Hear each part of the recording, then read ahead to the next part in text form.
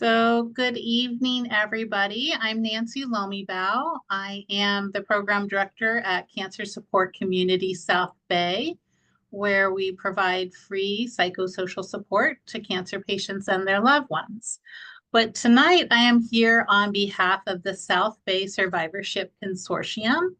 And for those of you who might not be familiar with us, we are a collaboration of healthcare providers, and we provide not-for-profit community-based services. So we really want to work towards educating cancer survivors. And tonight we are going to be focusing on nutrition. We're going to be learning strategies to reduce food waste and to savor the season. And Megan will also be providing a live cooking demonstration. So just a little bit of Zoom etiquette is that we are going to have everybody muted, and that way we'll be able to hear the presentation well. We ask you that if you have a question to please put that into the chat box, and Megan will be answering those at the end of the presentation.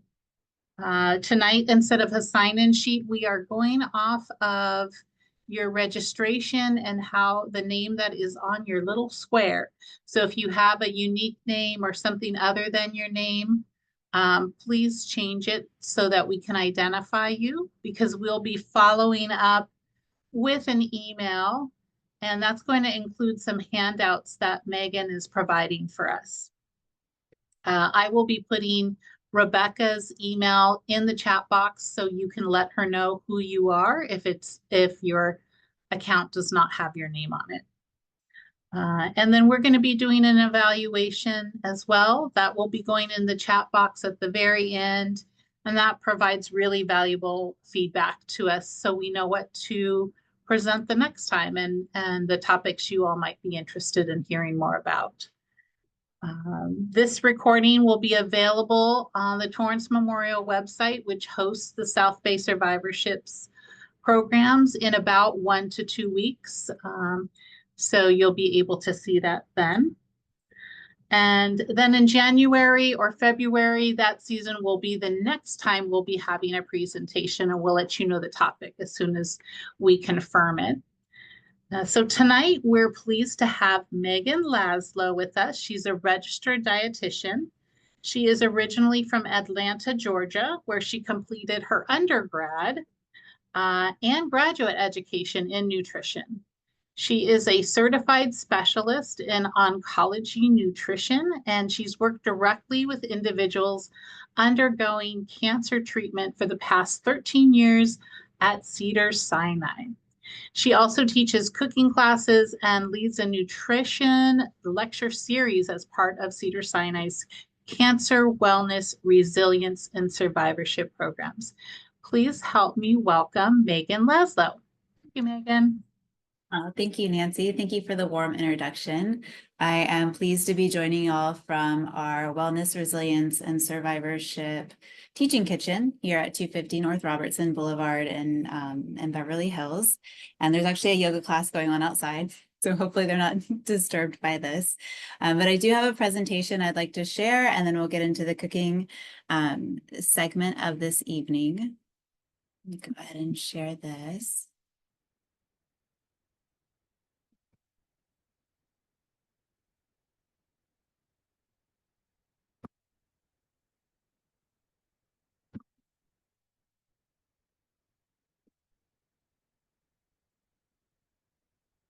Okay. Nancy, are you able to see? Yes, it looks good. Looks great. Screen? Okay, great. Thank you so much. Let me make another little adjustment. Here, so today I wanted to talk about a couple different big subjects, which I'll get into in just a moment. Wow. Thank you for your patience, everyone.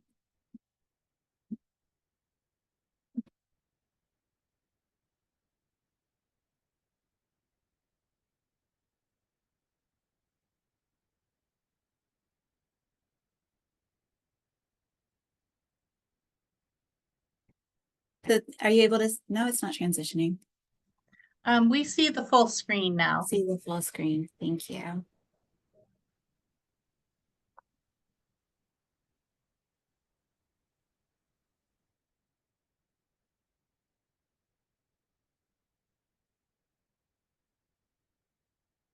This is our outline for today. I wanted to talk about the planetary health diet and also talk about how this aligns with our cancer risk reduction and survivorship dietary guidelines.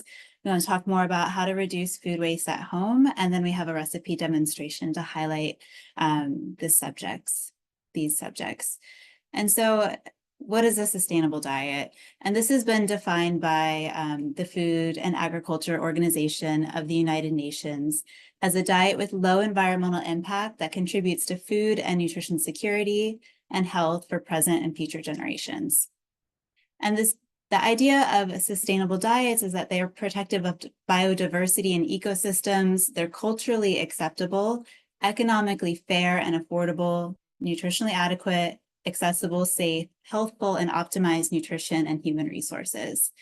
And in thinking about this, I want to highlight that we're not going for perfection.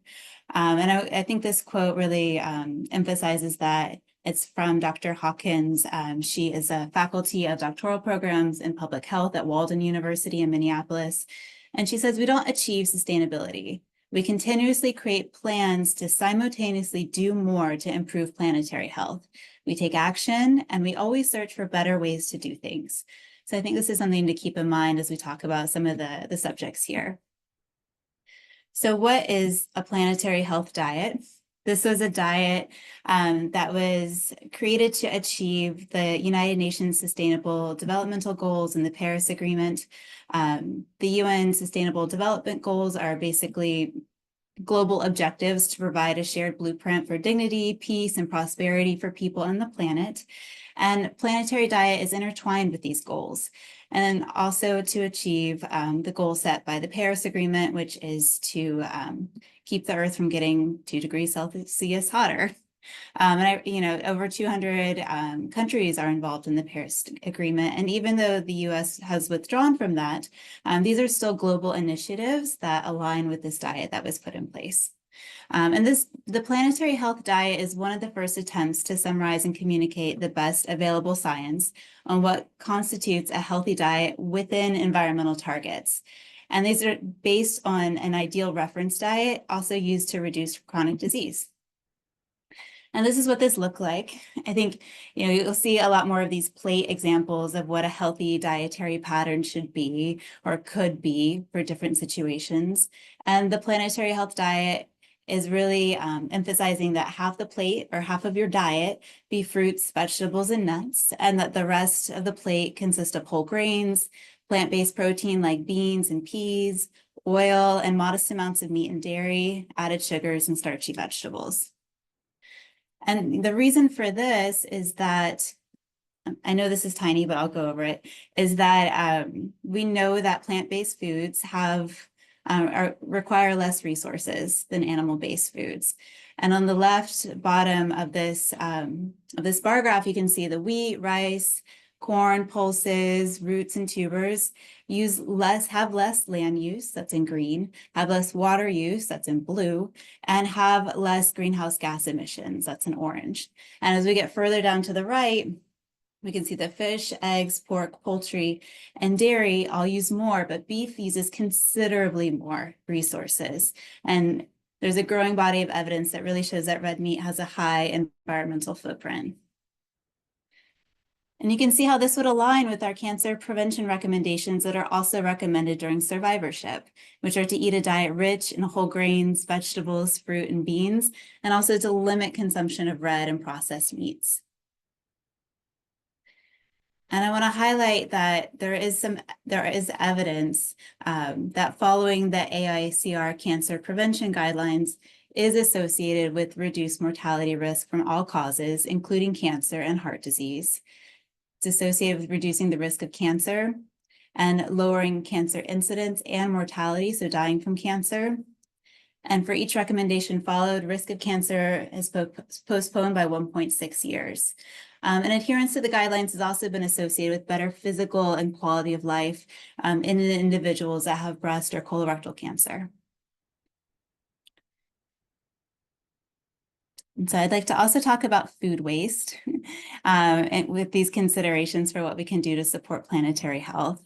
And just highlight some facts about food waste is that, 40% of all food produced goes uneaten. Households are actually the greatest source of food waste in the United States. 95% of discarded food ends up in landfills. And food waste is the largest component of municipal solid waste. It's 21% of solid waste. And in 2014, greater than 34 million tons of food waste was generated, and only 5% was diverted from landfills and incinerators for composting. But the issue is that decomposing food produces methane, and it's been estimated that about 58% of the methane from solid waste landfills is from food waste. And throughout California and globally, there are initiatives to reduce food waste across the supply chain. And that includes state and local government, businesses such as restaurants and grocery stores, institutional food services like the public school system, correctional facilities. But really, a lot of this comes down to consumer education. And so we want to figure out how to reduce food waste that's coming from our households. So that's what we're here to do today, is to talk about this. So one of the ways we can reduce food waste at home is in meal preparation. Really thinking about what our inventory is before making a meal plan and a grocery list. Like, what do I have? What am I going to make? What do I need? So that you're not buying food that you're not going to end up using that ends up going in the garbage.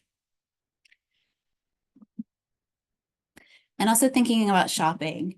Thinking about, buying whole grains, nuts, and seeds from the bulk bins if possible, and thinking about which foods are going to continue to ripen on the counter versus which foods are just as ripe as they're going to be from the moment you get them. So apples and apricots, avocados, bananas, these all continue to ripen. But things like bell pepper and citrus, that's as ripe as it's going to get. And so considering that, and foods that have just a really short shelf life, like berries. Berries tend to need to be eaten within a couple of days.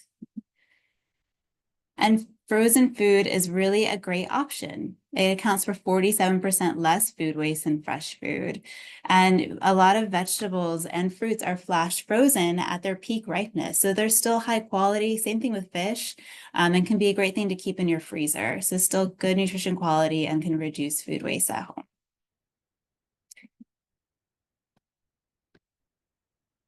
Another thing to think about is storage. What if we have, organizing your refrigerator and your cabinet so that what is about to expire first is in the front so that you can be sure to use it. If you have fruits or vegetables that are about to turn, they don't have much life left, putting them in the front so you can make sure that they get used first. And labeling your leftovers. You want to keep leftovers for about 3 to 4 days.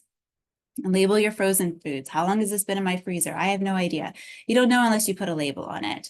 Or if you have a container of broth that you've opened, and you want to be sure you use that within 4 days, it really helps to put a label on things. And a good strategy for aging produce is to stick it in the freezer. If you have some spinach, you see it wilting and you're like, I'm not going to eat this.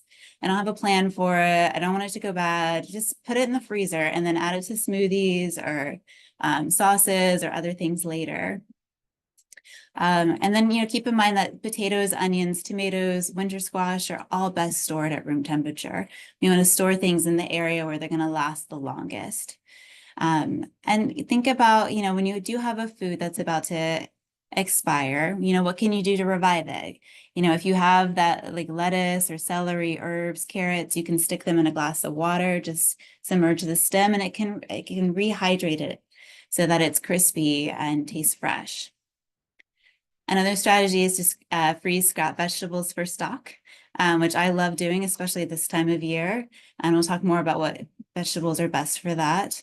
And then if you have fruit that's very ripe, about to turn, put it in a smoothie or add it to some baked goods, make some muffins, pancakes, blend it, put it in chia pudding, make popsicles. Think about these different strategies so it doesn't just go into the compost bin. And then, what is a healthy shopping list? You know, all of these components can help make sure that your kitchen cabinets are stocked with good sustainable food that's not going to go bad. So we have our whole grains, we have our frozen produce, things like frozen peas, edamame, spinach, or even just mixed vegetables go a long way, especially if you're in a hurry. A package of mixed vegetables or frozen quinoa mixed vegetables is a very easy dinner. Thinking about using canned Tetra Pak or dry beans and legumes, having nuts available, as well as canned or pouched tuna, salmon, sardines. These can really bring a healthy meal together. And then healthy snacks. You know, whole grain crackers or seed-based crackers are one of my favorites. Popcorn, fresh or dried fruit, etc. So I want to talk a little bit about the California compost law. This came from Senate Bill 1383. It's actually passed in 2016, but it came into effect in 2022. And in Long Beach, this is going to start in 2025. And basically, the law states that people and organizations throughout California are now required to separate organic material versus other garbage. And the goal of California is to have 75% reduction in the level of statewide disposal of organic waste into landfills from their 2014 levels by next year.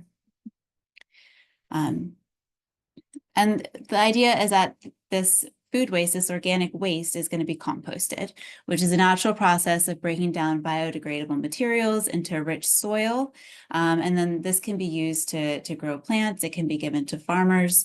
And compost is basically aerated to let oxygen in. So this prevents methane production. When the food is mixed in the garbage in a landfill, it creates methane. That's a greenhouse gas that makes the earth warmer.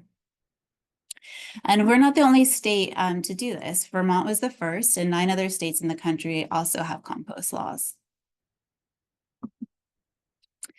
So this is the question that comes up a lot, you know, what can go into the green bin? And so when I say the green bin, I mean that, you know, you have your blue bin, which is your recycling container, you have your black bin, which is for trash, and then you have now your green bin, which is for food. And then also things like leaves, grass, tree clippings, etc. So I think it's important to note that this green bin, this is industrial compost. This is not you making compost for your garden in your backyard or your side yard.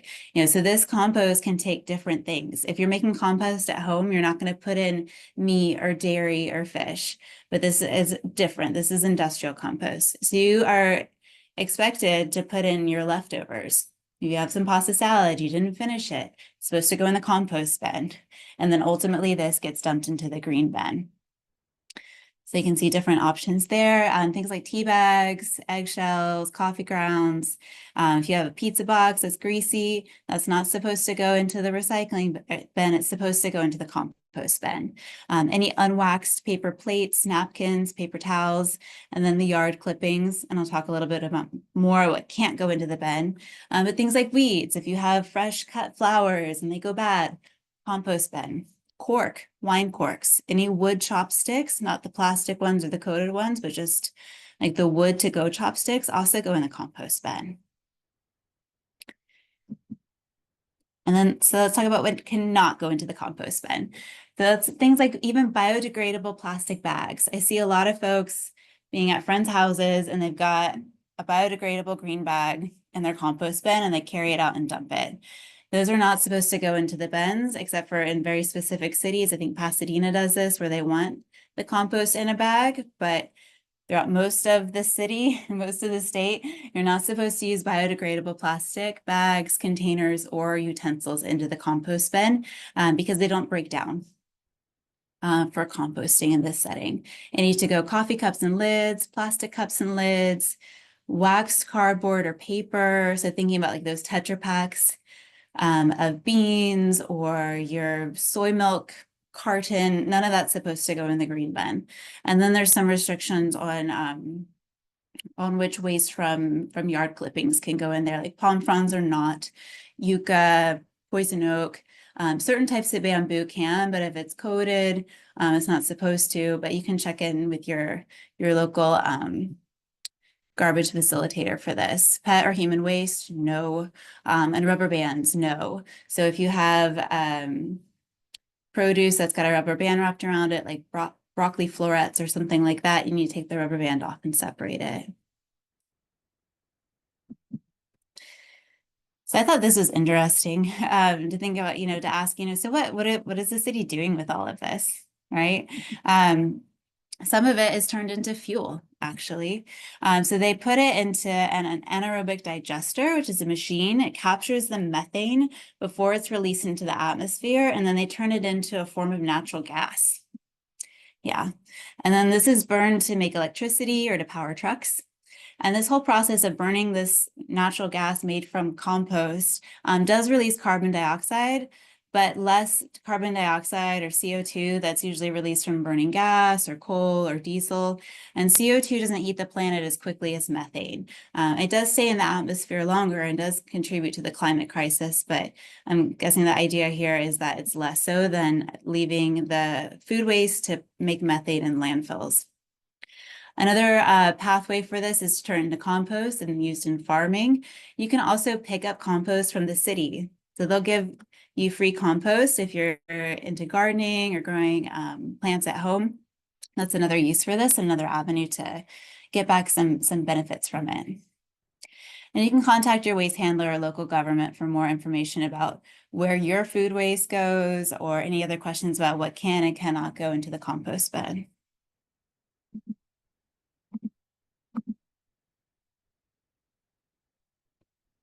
So I included this because I thought it would be helpful just to highlight like what goes in each bin, because I know there's questions about this. I observe my neighbors putting things in different bins that shouldn't go there.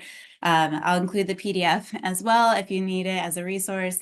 But basically the green bin accepts plants, it accepts wood, it accepts greasy pizza boxes, food, and then the recycling bin is usually, those are the recycling code of 1, 2, or 5. Glass, metal, paper, but plastic bags from the grocery store or other stores do not go into the recycling bin, they go into the trash bin. So that's something to keep in mind here. And you can look at more details regarding this, but food is not supposed to go into the trash at all. So thinking about, what goes in the compost container that goes out into the compost bin, and then what do we freeze and keep? And so this is a decent guidance for this. So coffee grounds, eggshells, your food leftovers, all this goes in here. Any spoiled fruits or vegetables. And then certain foods are good aromatics for stock, things like onion and carrot, mushroom stems, ginger, animal bones. If you have beef bones or chicken bones, those make for a great stock. So there's something to keep. And then for freezing things, I think, all of these can be frozen. Foods with a higher water content like carrots may just be best for the stock, whereas things like peas or spinach, bell peppers, they freeze really well. And then some foods do regenerate, so this can be something to try at home as well, where you have some green onion or some celery. Celery leaves are delicious. And just putting them in a glass of water and letting them regenerate. You can do that with some herbs, some leeks, lemongrass. And then after it has about 4 inches of roots, you can plant it into soil if desired, or just keep regenerating it for as long as it continues to grow. Another strategy is if you have herbs like thyme, you can just hang them up to dry. Because the leaves are so small, they dry really quickly. And then this is a way to save the time without needing to buy new herbs or grow, if you're not able to grow herbs, it's just another option. Okay. And so I also want to just briefly highlight some information about date labels on food products. So when it says best before, best by, enjoy by, this really refers to the best quality rather than the food safety. If you don't consume the food by the enjoy by date, it's not necessarily going to make you sick. This is really the date that the manufacturer stands by their product, unless that product has been opened or kept at the wrong temperature. Food eaten after its best by date may not be the best flavor, but it's often safe to eat. So making that judgment call. The sell by date is really just meant for the store staff. And that can include some buffering time for the store to sell it to you, and then for you to have time to consume it. So food does not need to be consumed by the sell by date. And really use your judgment. You know, when in doubt, throw it into the compost bin. If it smells funny, if it's slimy, if you think it was left at the wrong temperature for too long, meaning at room temperature for more than 2 hours, if it needs to be refrigerated, just put it in the compost bin. But these are some ways to further reduce food waste at home. And I also wanted to highlight this quote from Wendell Berry. He's a farmer and author. He says, "Eating is inescapably an agricultural act, and how we eat determines to a considerable extent how the world is used." I have some resources here as well. Cal Recycle is a great resource. Also, the Harvard T.H. Chan School of Public Health. They have a ton of more information on the planetary health diet. They have meal plans and additional reading if you want to dive more into that. And then also the PDF that I mentioned earlier about which goes into each bin is located there. And here are our recipes. So we're not going to be doing the Instapot vegetable stock tonight, but I just wanted to show you what went into that recipe. It really involves browning the onions, browning the mushrooms before making the stock, and that helps bring out the umami, bring out the deeper flavor, especially for vegetable stock where you're really looking to pump up the flavor as much as possible. And today we're going to be doing a lentil soup with roasted cabbage, which we'll get started in just a moment.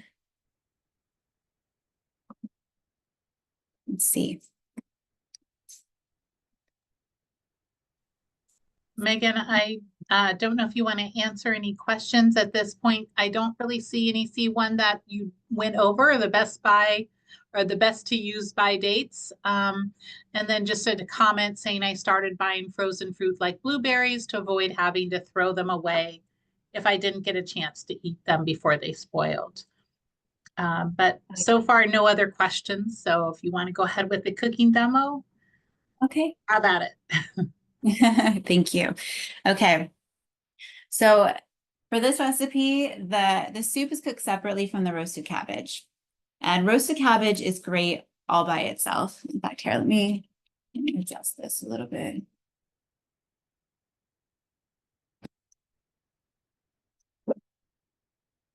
See if that's totally too far. It's probably fine right there. Okay. So roasted cabbage is fantastic to make. It's a great side dish. It's super easy. All you're gonna do, let's see, oh yeah.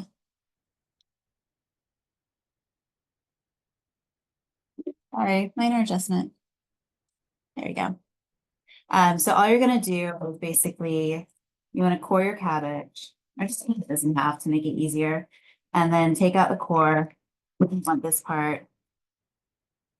We also don't want to keep it for stock. Cabbage is great for stock. So this is really just gonna go in our compost bin. And then with this, we're looking to make the cabbage, you know, it's kind of bite-sized pieces. It's a soup. We don't want to be trying to cut anything. So I'm just gonna cut this in half and then just kind of shred it up. And our oven is set. Actually, this one's set a little lower because it's a toaster oven. If you have to modify, but at home you can do this at 450 degrees Fahrenheit.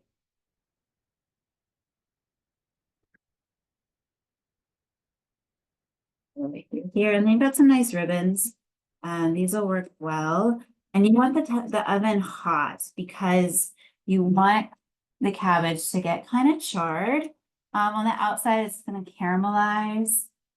This one's a little overloaded, but it's going to shrink down. I'm going to go ahead and get this other one cut up as well. I think cabbage is really, really great roasted. I mean, I think it's great a lot of different ways, but roasted, it helps bring out the sweetness of it, especially when it starts to caramelize. It's pretty fantastic. Okay. We're just going to add this up here. And all we're doing from here is just adding a little bit of oil. I've got some avocado oil that I like because it has a very neutral taste, and a little bit of salt. Well broken up. So just a quick drizzle. No big deal. That was so easy and fast. And some salt. And then we'll check on it as it starts cooking. Once it starts to get a little brown, we'll give it a turn.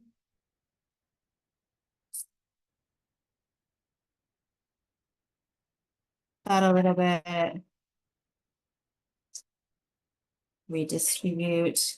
And one of the things I was thinking of when I was going over, what food can be stuck in the freezer as it's starting to go bad. One of the things I really like to make is cabbage rolls. I really like to make cabbage rolls that are stuffed with like a ricotta cashew sauce rather than meat. They're very delicious. They're one of the things that we do in our cooking class here.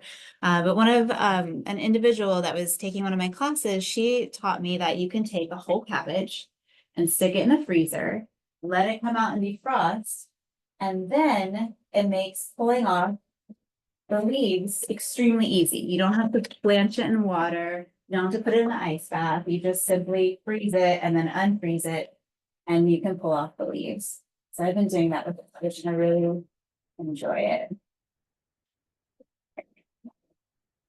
And so that's going to sit for about half an hour or so, but we're just going to keep checking on it. Okay. And then we can start with our lentil soup.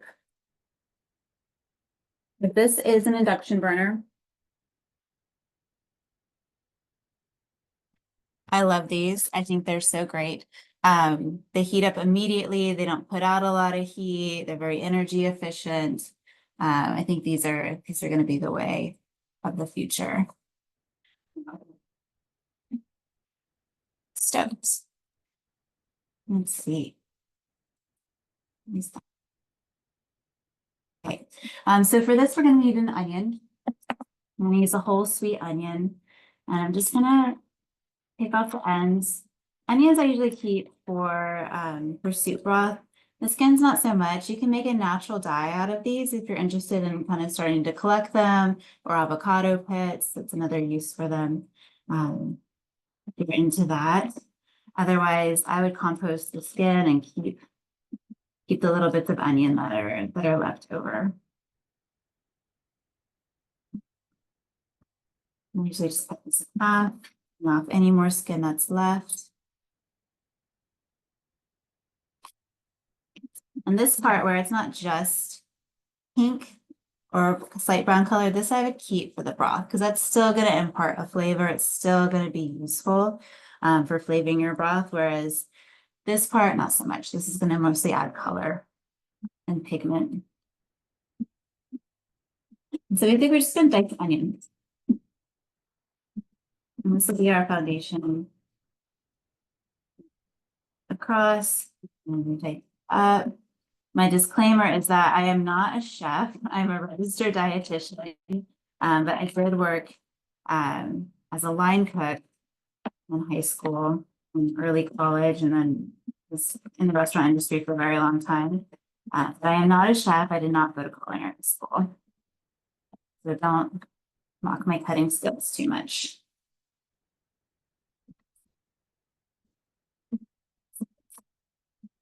And again, keep in mind, we want everything to be kind of uniform. We're making a soup. We want everything bite-sized.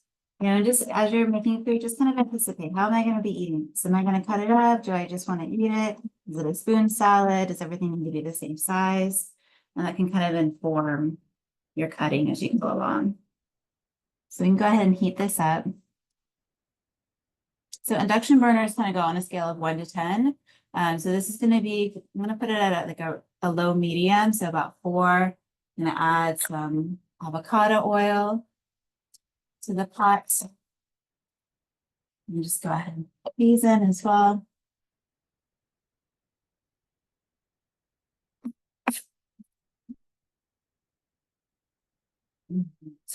I'm seeing a question, but I can't quite read it. It's something about gadgets or tools. Question came in asking, are there specific tools or gadgets you recommend for making it easier to use every part of an ingredient? A really good spatula. A good rubber spatula, actually, or even one that's like a half the size of this, so that you can scrape the inside of jars out. If you have mayonnaise or mustard, I think that's extremely useful for reducing food waste, so that you're not just dumping those into the garbage or your yogurt containers or things like that.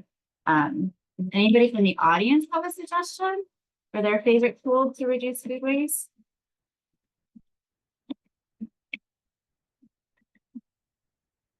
I love contributions. I'm just gonna get this going.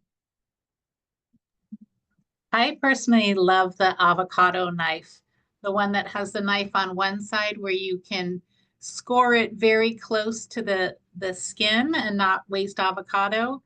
And then on the other side, it has the slicing where it slices it into thin slices.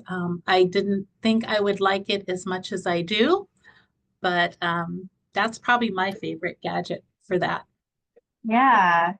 I mean, you have to choose what you like, right? And what you're gonna actually use. You can't have too many cooking gadgets. I mean, they could just pile up so easily. But yeah, I think if you're discerning and you can pick out the best ones. I see the use for that. I like a good I also like a good citrus juicer as well. That can make things a lot easier. I mean, you can still do workarounds, right? Like you can take your tongs and squeeze the fruit. I mean, the tongs, that's a great way to get the juice out. But when you have a nice juicer, I feel like you get every last bit. I know that you can take the leftover citrus peel and make a cleaning agent out of it. You can mix it with water or vinegar and use that to clean with flavor the scent rather your cleaning spray. I really like the mixture of water and vinegar for cleaning.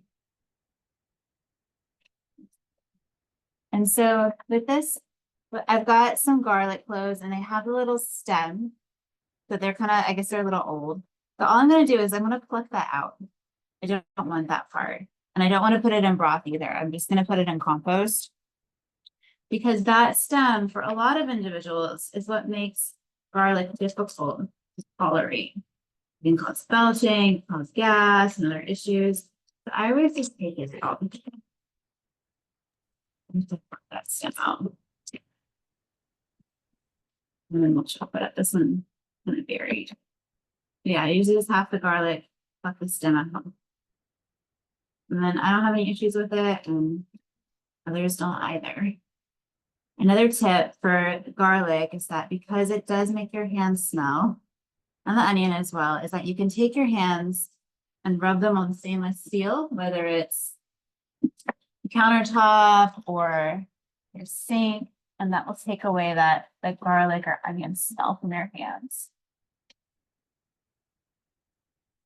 I also sell these little discs. Sometimes they're called like magic soap, and they're just a little disc of stainless steel, so you can rub your hands on that to take away the smell if that's bothersome to you.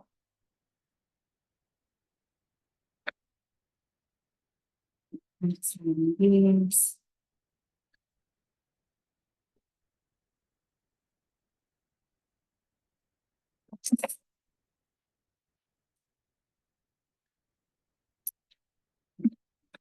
The onions are cooking down quite nice, so we want them to be translucent before adding anything else to it. And the garlic will burn pretty easily, and we don't want to overcook it. So we're just going to add it right before we start adding the other aromatics in the broth.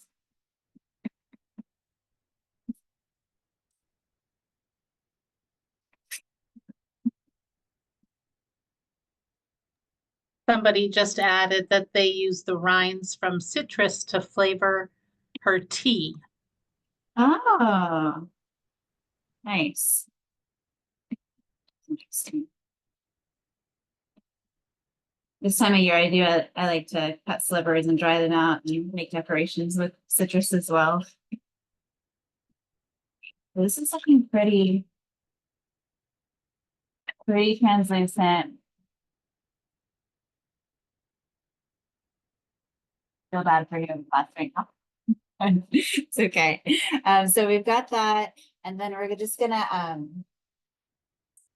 put this garlic to the side for a second. I'm gonna turn the heat down because it's hard to talk but at the same time. So I'm just gonna cut up these carrots. The little ends for the carrots are gonna go in compost. And then we want everything to be around the same size. Just little bite-sized pieces. You pick how you want. This isn't a huge carrot, so I'm just gonna cut it in little half medallions. But it's gonna add some sweetness and add some nutrients to it. You could peel the carrot if you like. This one didn't have a lot of little hairs on the outside, so pretty good as is.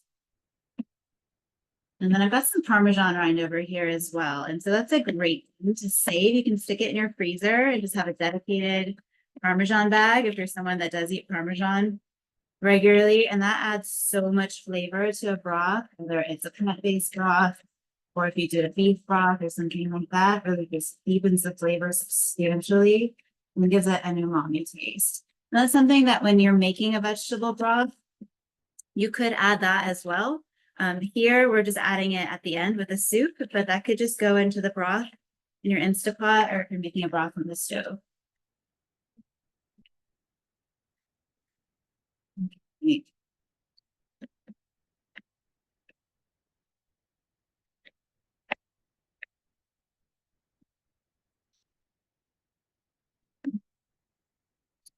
This, our onions are almost starting to get a little caramelized. They're looking great. Add in garlic. There, just gonna stir it so it gets aromatic.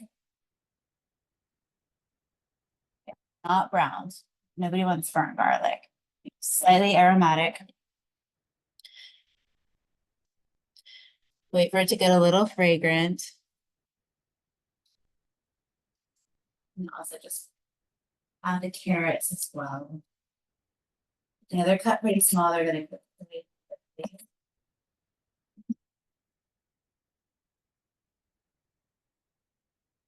Just coat everything. Let's start putting in our other flavoring agents. So I have some crushed red peppers, about half a teaspoon. This is for warmth. It's not really for spice. It's gonna add some nice warm flavor to it. So combine that, put everything coated. Someone just asked, do you recommend washing carrots and leaving the skin on or peeling them? I think it's personal preference. First off, I always wash everything. So I would definitely wash it. But if you want to take the skin off, that's fine. I mean, it has a little bit of fiber, but it's not like you're missing out on all the quality or benefits of eating the carrot. And it can be nicer. It can make it a little bit more sweet, a little less bitter. I'm gonna pump up the heat and add our vegetable broth. It's about 6 cups of broth, and I did add 2 tablespoons of tamari, which is similar to soy sauce. This broth was not salted, so we will taste some salt as needed. So we've got that. And then I'm gonna add our Parmesan. We're gonna bring this up to a boil. And we're gonna add our Parmesan rind to it as well. This is gonna hold its shape and it's gonna turn into like a gloopy mass, but we're just gonna take it out before serving it. So we've got that. And then our thyme as well. So this was the dried thyme. It could be fresh thyme, or if your thyme is gonna go, it's gonna turn, you can hang it up to dry. This works well for herbs that have really tiny leaves. Things like oregano or basil, it's not going to work for that. You could dry those in other ways to keep them. The thyme, because they're so tiny, it works great. Just toss it right in. And then we're going to add our lentils. So these are green lentils. You could use brown lentils. They're pretty sturdy. They're going to hold their shape. Red lentils will tend to fall apart a little bit. So I like to use these for this soup just to keep the integrity and the texture of the lentil itself. And at this point, I'm going to add a little bit of salt and we'll test and go. Just going to give this a stir, kind of bring it all together.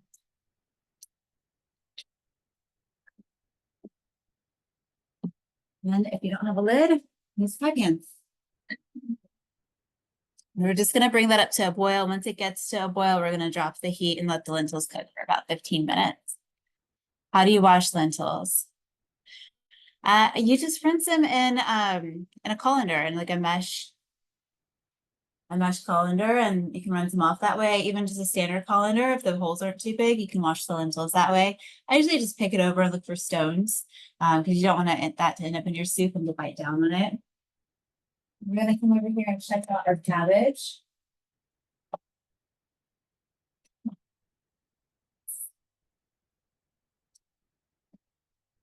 Our toaster oven. So y'all can see that the cabbage is starting to brown, starting to get crispy on the outside. This is where it gets really delicious.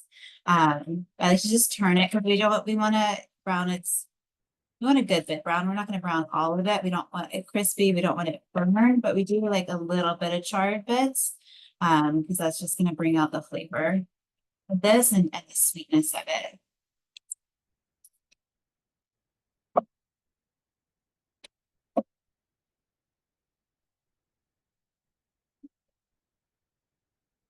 The bottom one isn't browning as much, and this one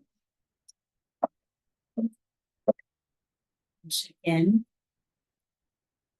And do some redistributing here. So we've got our onion bits. These are going to go in our stasher bag, which is a silicone bag, really great for keeping vegetable scraps for later. This part we're going to keep. It's got a little bit of onion. It's going to go great in a broth. Whereas in our compost bin, just straight onion skins, our cabbage bits, and then the shell of the garlic skin, and then the little indigestible filament stem in the middle of the garlic. That's also going to go in the compost bin. And something that you can do to make this whole process a little bit easier, or the things that I like to do with it, are to put some paper towels at the bottom, or if you have cardboard that needs to go, a little bit of that can go at the bottom. So when you go to dump it out in your container, it all falls out. That's one thing you can do. I like to wash mine right after because the cleaner it is, the more likely I'm going to be using it. I don't get the ick factor of working with compost. But I really find that this has been so helpful at home. It's really reduced the amount of garbage I create and the number of garbage bags that I go through. It's been really, really great for that. And I feel good about where it's going. So I think this is a really great investment if you don't have something like this. I know some folks like to use a smaller one and keep it in the freezer, but this has a carbon filter on it, so it really doesn't smell. I mean, if I were to put leftover fish or something like that into it, I would empty it the same day, just like I would the garbage, right? So just thinking about that and how you use this. Megan, someone's asking, why do lentils not require soaking like other legumes? Yeah, the lentils are great for that, right? They cook so fast. In part, it's because they're small. They don't require that soaking. And I think it has something to do with their skin and how thick it is, but that's a great question. They do cook within about 15 minutes. So they're really a great, like fast, easy bean to have that's dried. Whereas a lot of other dried beans, you do need to soak them overnight or even cook them in a crock pot. Lentils don't require that at all. And they're great for that. These are starting to bubble and simmer a little bit. It's got a nice color. And I don't know if you can see with all the steam, but the color is nice. It needs a bit longer to bring it up to a boil. So I'm just gonna pop that back on for a second. And then we'll drop the heat on this induction burner. How were you cooking the cabbage previously? So the cabbage is in our toaster oven. Gotcha. So we have it set on bake. We're basically roasting it in the toaster oven. And it's for a standard oven, it would be on 450 because this is a tiny one. If we put it on 450, it's going to burn. So we drop the temperature down to 400, just keeping an eye on it. Yeah, but this is something you could make ahead of time, just like any other roasted vegetable. This could totally be part of meal prep. You have some roasted cabbage for the week, or you could roast beets and potatoes, sweet potatoes, carrots, turnips, any of those, and then have a big batch prepared for the week and incorporate them in your food and your lunches, etc. This makes for a great side dish. I'm gonna pop over and check in on them for a second. And actually, because my feet sores at the top, I'm gonna swap them down. See the green will do that. Well, if you notice the top one, it's a little brown, a little too burned. It's like, okay, let's move this around to get everything evenly distributed. This. So we're gonna drop the heat down to 1. Then cover it, because if we don't cover it, it's gonna keep reducing, right? And it's gonna make our soup a lot thicker than we want. We want like a good, nice, brothy soup for dinner. And so we've got this going, we're gonna cover it, and it'll take about maybe 10, maybe 15 minutes while our cabbage is still cooking. Let's see.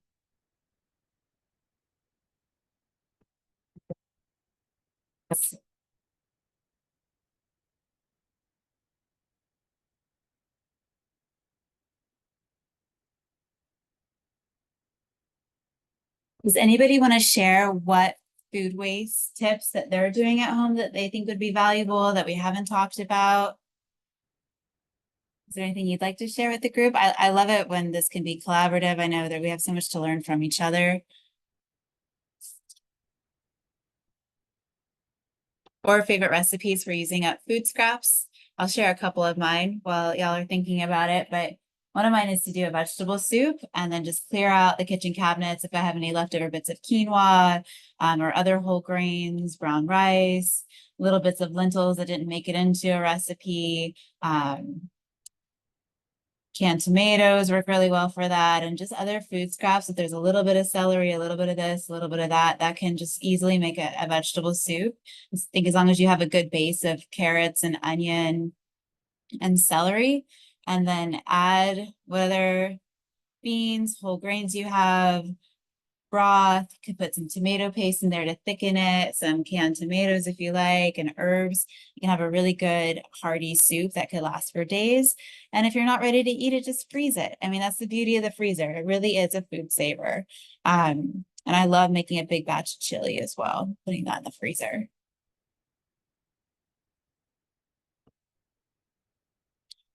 Another great leftover recipe or food that I like is fried rice, because it's a great way to use up leftover rice. In fact, every time I make rice, I make extra brown rice so that I have it for that week or freeze it. And it makes a very, very quick and easy meal. Once you have brown rice that's cooked, it normally takes 45 minutes, but if you have it frozen or just stored in your refrigerator for that week, it's really just a matter of adding whatever vegetables you like.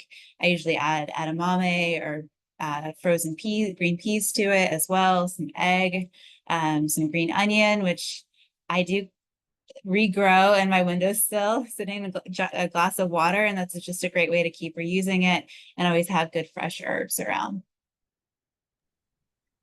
Megan, I don't know if you're coincidentally responding or if you're answering the question that says, how can we use cooked rice or pasta leftovers to make entirely new dishes? Yeah, that was a coincidence. So yeah, the fried rice is like my favorite, my go-to for rice. But it is nice to just have some on the side in case you want to do some kind of stir fry with vegetables, add a sauce, and then add that to the rice. One of my favorite things to do right now is to make a miso broth with a cup of water, a dashi packet, which is basically dried like fish flakes, which adds a lot of umami, and then add a tablespoon of miso, squeeze a lemon juice, maybe a tiny bit of soy sauce, and then to that you could add cut up salmon, you could add tofu, which is one of my favorites, you could add bok choy, you could add some green noodles to it, you could add your leftover rice, and then just have a very simple but like really delicious soup. With leftover pasta, I would usually go for pasta salad out of habit, just some vegetables, maybe some chickpeas, added to that, so a little bit of mayonnaise, and that would be a great way to use up the leftover pasta. As I'm seeing, is brown rice better for cancer survivors than white rice? I would say most of the time. I mean, unless you're somebody that is on a fiber restriction, you have adhesions from bowel surgery, right? If you are at risk for a small bowel obstruction, if you have a new ostomy. I mean, there's reasons not to have a lot of fiber in your diet, but if you're someone that is not on a fiber restriction, yes, brown rice is the better choice. It's more fiber, it has more B vitamins in it, more minerals than white rice. And I think, my favorite brown rice is to use the short grain brown rice because it makes it sticky. So you can still have sticky rice with brown rice. It doesn't have to be white rice.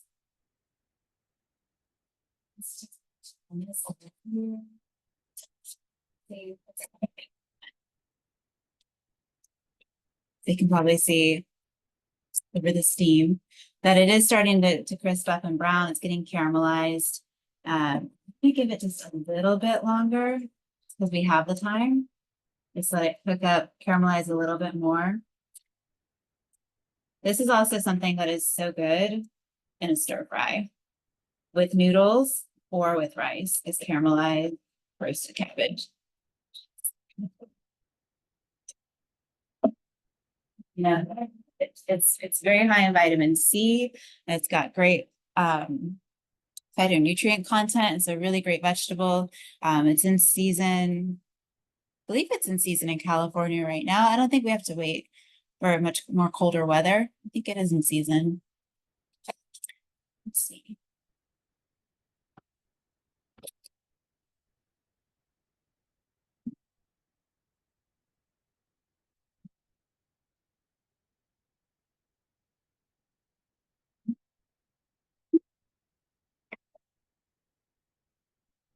Quite hot, even on the one setting. Let's give this a stir.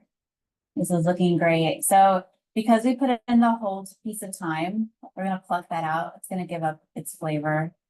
Same thing with the Parmesan rind. I'm going to pluck that out. They're both going to go in the compost bin after this is done. Quite nice. Maybe the steam will clear. You can take a peek.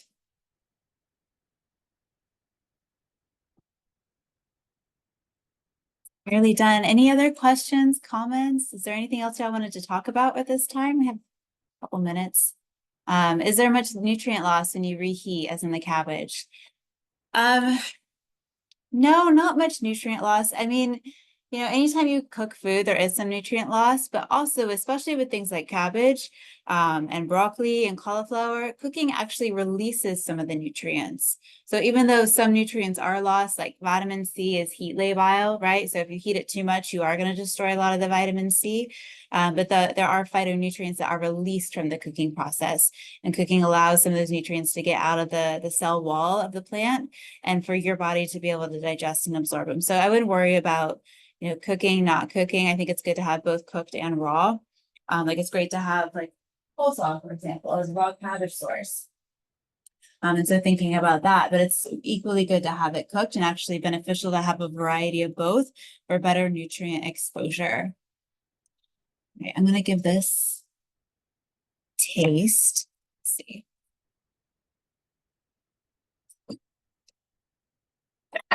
See how this came out. I know we're nearing on time, right, Nancy? We are, but you're doing great because you've been answering the questions as we go.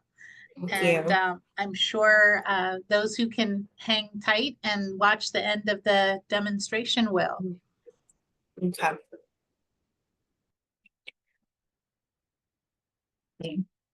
So the lentils are still a little toothy. They do need another minute. But for anyone that does need to take off, I will say that all you do with this is you take some cabbage, put it in your bowl, spoon over the soup. And then you could add some grated Parmesan on top if you like. You could add some fresh cracked black pepper if you like. You just give it a little bit of more extra flavor, but the flavor is solid.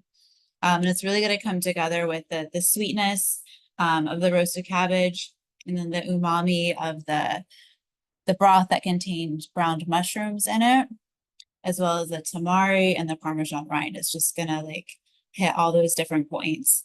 And this is, I don't know if y'all got to see, but I portioned out that this recipe would yield about 4 servings, and that each serving is about 300 calories, 17 grams of protein, 5 grams of fat, 11 grams of fiber, which is what we want, right? You want at least 10 grams of fiber per meal, because the goal is to get to about 30 grams of fiber per day, unless you're somebody that needs to go lower for individualized reasons. But the recommendation from the American Institute for Cancer Research is 30 grams of fiber per day. And then this has 40 grams of net carbohydrates. So if you're someone that's carb counting for diabetes, 40 grams of net carbs, which fits, well within a meal for a diabetic meal plan for most individuals. So some things to keep in mind there. Was the cabbage in the oven at 400 degrees? So in this tiny little toaster oven, yes. But in your home oven, your regular standard home oven, set it at 450. Because you want it hot. You want it, you want the cabbage to brown, you want it to get caramelized. So you do want it hot. Most home ovens go up to 500 degrees Fahrenheit. So you're gonna crank it up almost as hot as it'll go. All right. So I'll go ahead and take this out so we can take a look. Let's see. So thank y'all so much for the time taken to be here today and focus on this subject. Something I'm really passionate about, and it's really great to be able to talk about it and to share this information. And I think, share it with your neighbors too, especially this information about food waste reduction and composting. I think we have a lot to improve upon with that and a lot to learn as a community. But hopefully these initiatives will be helpful and effective for our environment. So I'm just going to take some caramelized cabbage.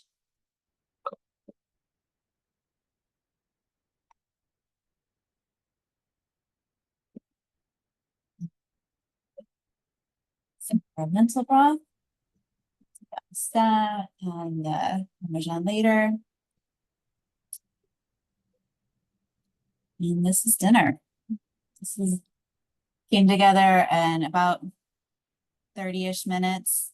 I made a big batch, so this will be good for a couple days. I wish I could share this with y'all.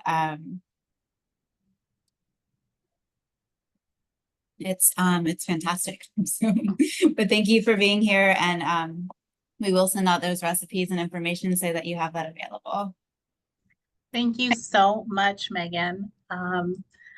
You are a wealth of knowledge, and I love watching even your chopping skills, but everything that you were doing. It's interesting too to have a soup over cabbage.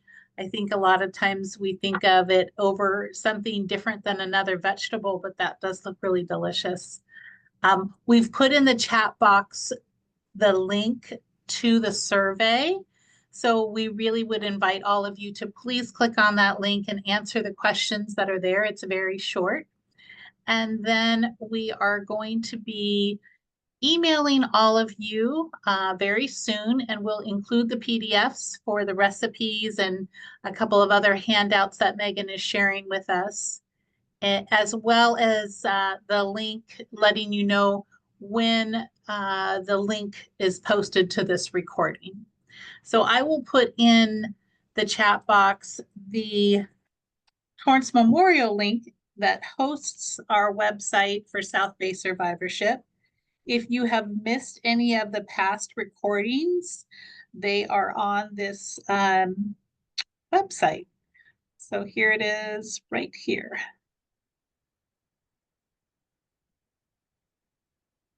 And again, thank you, Megan. We really appreciate everything that you presented on tonight, and hopefully you'll be back soon. Yes, I'd love to join y'all again. Thank you so much. Okay, thank you. Good night, everybody.